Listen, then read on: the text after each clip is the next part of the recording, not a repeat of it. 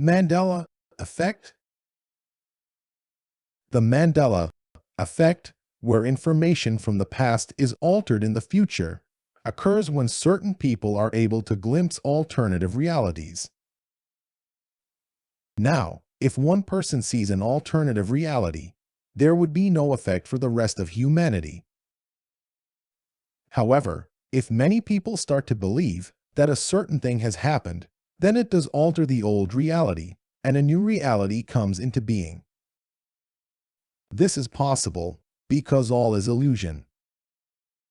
A book, for example, that stated one thing can be altered by universal consciousness, concentrating on an alternative version of that book, and so the information contained in that book alters.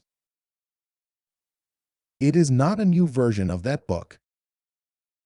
It is that the book, which only exists by universal acceptance of the contents of that book, alters to reflect a different version of that book.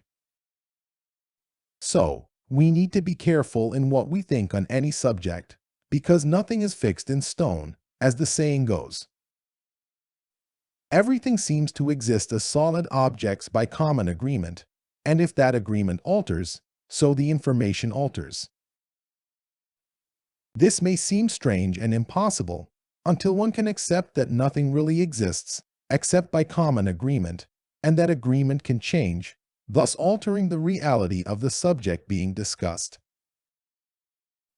Thus it is that so much from the past can alter and completely disappear if enough people are convinced that something does not exist. In other words, we create our own realities, and those realities can alter by universal agreement. It is important for humanity incarnate to realize that they can alter events and objects just by common agreement. This fact has been used to create great harm in the past, such as wars and catastrophes, but, equally, can be used to create peace on earth, if enough people desire it. So, the so-called Mandela effect has far-reaching consequences beyond its original concept and should be used by humanity to create peace and goodness. The Mandela effect was introduced in an attempt to help humanity to realize that they can, indeed, create their own reality, both individually and collectively. Man needs to wake up and realize that apparent solidity of time, space, and of all things observed are just there by common agreement and can be altered for better or for worse by common agreement.